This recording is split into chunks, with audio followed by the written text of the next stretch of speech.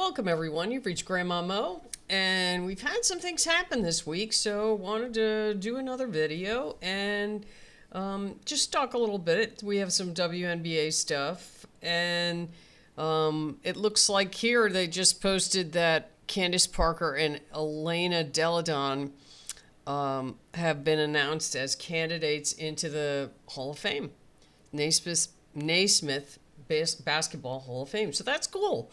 Congratulations to the two of them. They certainly deserve it.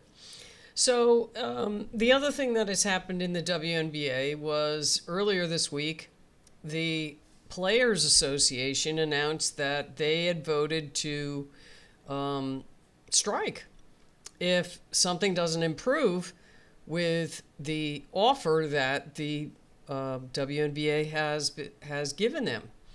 And I found it really interesting that the very next day, Kathy Engelbert comes out with a new offer. I'm going to have a look at that offer, and it's certainly better than the last ones that they've offered. But we'll see. I'm going to look into it a little bit and kind of go over it. It's, see what they have they're offering. So I'm looking at this here, and it's, the extension is till January 9th.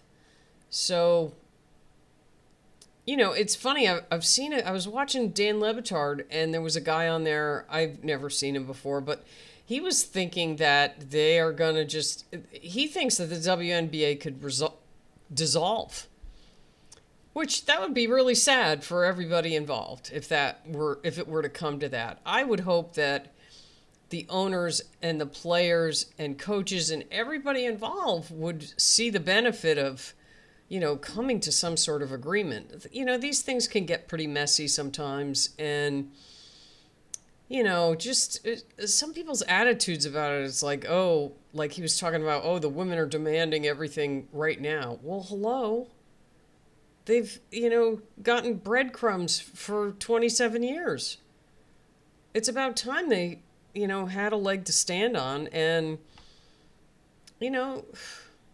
it's funny. It's just like you pay the guys, like some of these guys make 30, 40, $50 million a year, and they're crabbing about 1.3. And there's less teams, less games. I understand that that's less opportunity to make money, but we're not talking the same numbers. But I mean, what's the, I don't know. I guess, it all goes, you look at the TV deal, and the TV deal was, this is where the WNBA dissolving would be a good thing, because the NBA is running it. Make no mistake about that. The NBA is the one that decides all this stuff. And the problem is there's a conflict of interest when it comes to TV deals. That TV deal should have been negotiated separately, because any amount that's given to the WNBA is taken away from the NBA. And those guys aren't going to do that. That was a $78 billion deal. The women got 2.2 or something. I don't know the exact thing, but it's around $2 billion. The men got 76. How is that right? They should have been two separate things negotiated, not all. Because it's not in the NBA's best interest to negotiate for the WNBA, because they once again have their foots on their throats. It's just been like that. I mean, they wouldn't, all this time. I mean, they finally put it on TV, and you're seeing what's happening when you put it on TV. Before then, they wouldn't even talk about it. Adam Silver doesn't give a crap. I would guarantee you he doesn't give a crap about it. The only thing he cares about is the NBA. That seems like Kathy Engelbert here, you handle this. But make no mistake, he's the final say. And, you have a lot of the same owners. You have, I don't know, this is going to be, I hope it all, they work it out, and, they should be paid really well. And they should be given housing. I mean, you pay someone $1 million and you live in San Francisco or New York, there goes the salary just to try and find housing. And then what happens to the players that are, just on the team for a short period of time? Like, you have to sign a lease. Do you know what housing costs in San Francisco? Just to lease? There's a lot of people that make $100,000 a year that are living in their cars. So I can't see that housing thing going away. And the 7-day contract stuff, those players can't, sign a lease for anything. I don't know. That whole part's anyway. So what it says here, the league and the WNBA NBPA push for a new deal focusing on heavily increased revenue sharing. The players want 30%. The league offered 15%.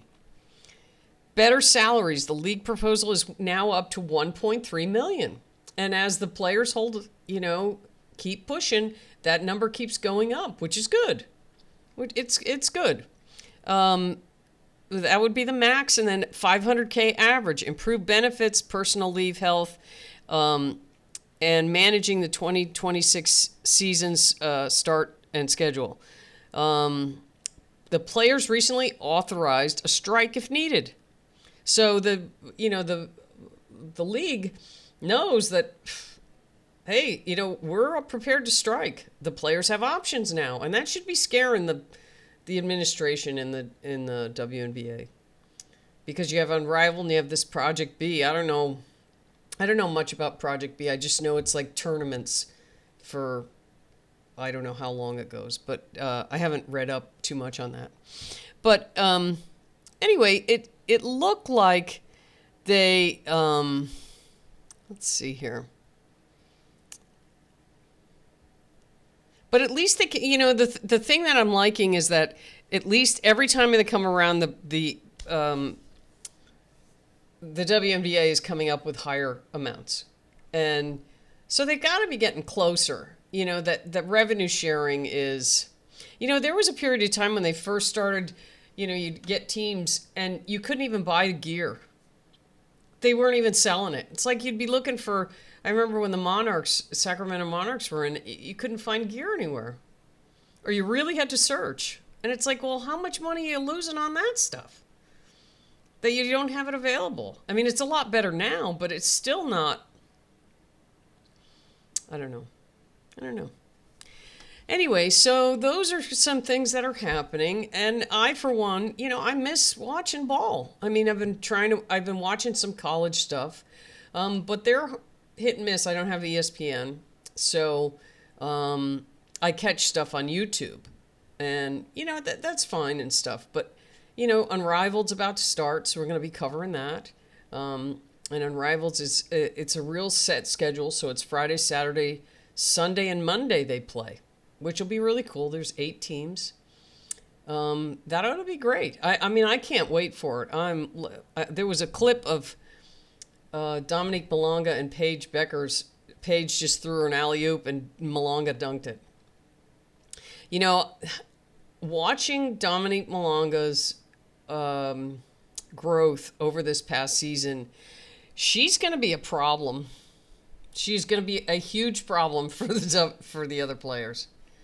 She is the potential for her. Seattle, boy, they picked right when they grabbed her. And, we'll see. There's a very good possibility that AZ Fudd could end up in Seattle. And you put her with Malonga and, ooh. I'm just so excited for the season to start. I'm hoping all this CBA stuff can, just get resolved and we can move on and, get to the expansion drafts and then the regular draft and the free agency. It'll be so much fun once it gets going. But I'll be really disappointed if they, they don't come to an agreement. That will be, I don't know. I'll be, it'll be like Unrivaled will end and it'll be like, oh, great, now what?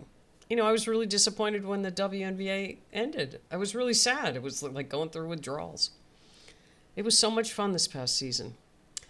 Anyway, I'll be putting out more videos with Unrivaled coming up, and we'll see what happens with the CBA. I'm sure hoping it gets resolved.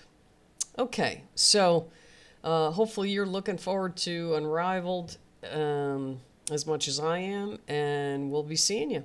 Okay, thanks for watching.